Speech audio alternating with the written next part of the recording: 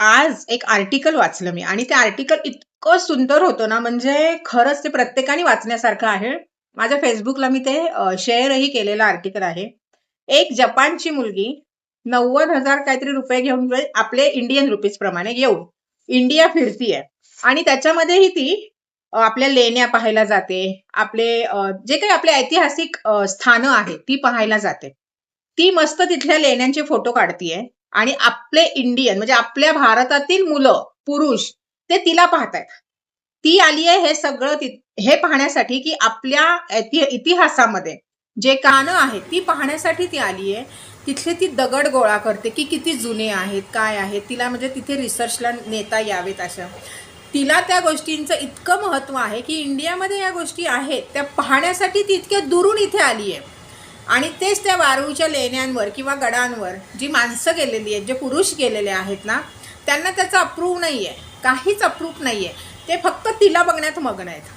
काय गरज आहे, काय गरज आहे त्या लोकांना इतकं पाहण्याची? आपल्या भारतामध्ये इतक्या मोठ्या ऐतिहासिक गोष्टी आहेत, ते जर पाहायला तुम्ही तिथे गेलेले आहात तर तुम्ही ते पहा ना.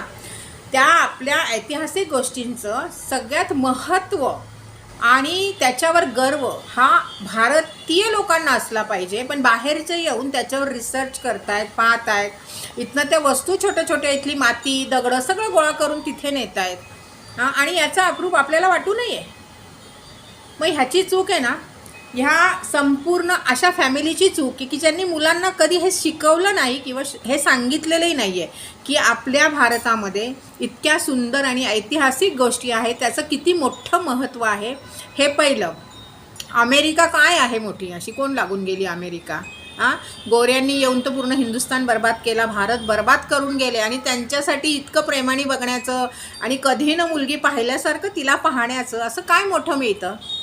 हां, म्हणजे हे संस्कार नाही आहेत तुमचे, कळलं ना? भारताचे हे संस्कार नाही, हे संस्कारच नाही आहेत मुळात भारताचे. मग तिथे गेलाच कशाला तुम्ही? फॉरेनर्सला पाहायला गेलात का?